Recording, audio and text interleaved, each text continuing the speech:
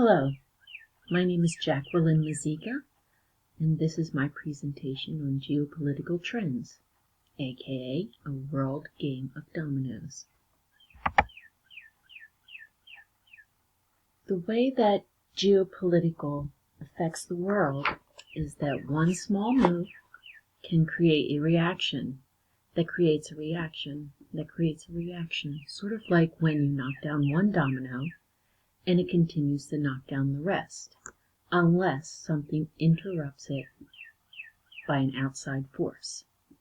In this case, we're talking about Britain's control over Hong Kong ends and Hong Kong being reabsorbed by China. Hong Kong is a small little cluster of islands that is also joined to the country by land way over on the end of the continent. Britain, being across all of the continents on that side of the world from it, is still easy enough to get to by plane, and they still have companies located in Hong Kong. Hong Kong was originally taken by Britain. It was stolen during the Opium Wars, and it was used for its position in the trade agreements, as it provided a great location not only with China but also with India and the other southern Asian countries. Well, now when we look at Hong Kong and the impact that this being reabsorbed into China will have on the world, first let us look at Canada. Canada currently has 200 companies located in Hong Kong and over 400,000 Canadian citizens living in Hong Kong. They're concerned about what will happen now with this country. Will it come under communist rule? Will all the trade agreements be taken away? Will their companies leave Hong Kong, which will cost millions of dollars to relocate, as all the agreements will not remain the same for your company being in that country? Next, we have the United States. Of course, we have over 1,000 companies located in Hong Kong. 800 of those companies are actual regional or home offices. We're there for the location, the ease of imports and exports.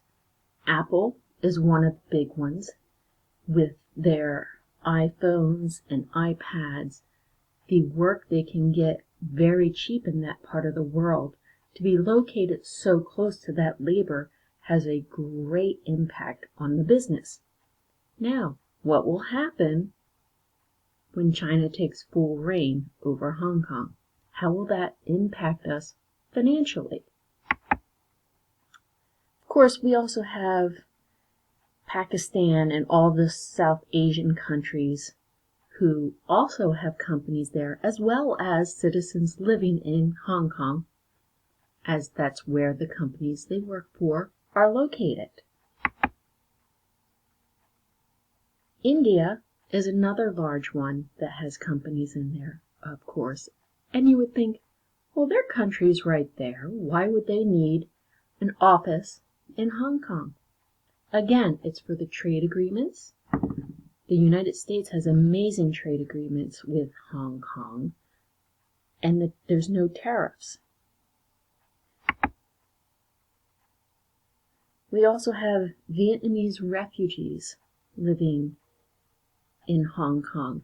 They fled there starting during the Vietnamese War. There are over 5.4 million Vietnamese immigrants living in Hong Kong currently. Most are there legally. Some are illegal, as it's a very easy country to sneak into through China. And of course, there's Japan. Now, Japan's interest in Hong Kong isn't so much for financial reasons, but it's a popular tourist spot. Japanese like to stop in Hong Kong on their way to mainland China. Lots of tourist attraction for them, and it's a big part of their environment. Let's throw in the coronavirus pandemic. We all know that the theory is that the Wuhan market is where the virus started, in China. Now, this virus has shut down most of the world, and with this, tempers have flared. President Trump has blamed China for the virus. This did not go unnoticed from the rest of the world. In fact, China, in return, blamed the United States, and Iran was right there on their tails to help say, yes, we agree, United States started this virus. There's a theory that our military released the virus in the market. Who's right? Who's wrong? There's a theory for everything out there. But of course, the other thing the world is seeing is the two big powerhouses of the world are blaming each other. Should we pick a side? The problem with picking a side is then you're cutting yourself off from the other country. And where China is located, they are a major trade partner with those countries. And also China is building up their technology, and they can, in fact, introduce technology into the South Asian countries, and this will increase their marketability and their business. So, when push comes to shove, which side will they pick? Of course, Hong Kong seems to be very much in love with President Trump. Upon looking into this and speaking to several people who are very much involved in what is happening over there for various reasons, it would seem that the United States is funding part of this protest. Why would we fund the protest, might you ask? Let's go back to how many companies we have over there. Plus, we also have the open trade agreement with them. If they become part of China, whom we are not getting along with right now, then all of those trade agreements and the location, the ease of imports and exports and no tariffs will go by the wayside. Well, of course, the people of Hong Kong see this as the United States being their friend. The other large country in the world could help them.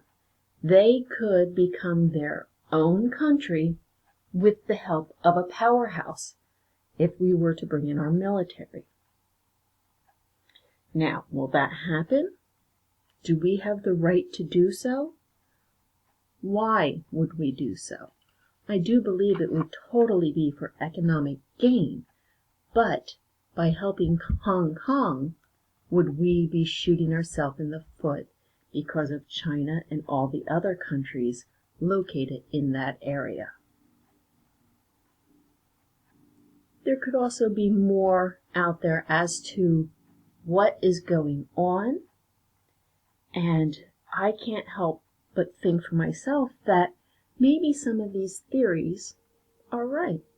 Could this coronavirus pandemic been an act of war? Will we ever know the truth? Nobody has taken claim of it. Could the coronavirus just be a distraction from other things going on in the world? Or is China really going to make a power play to be the big powerhouse in the world? I ask that you think about those.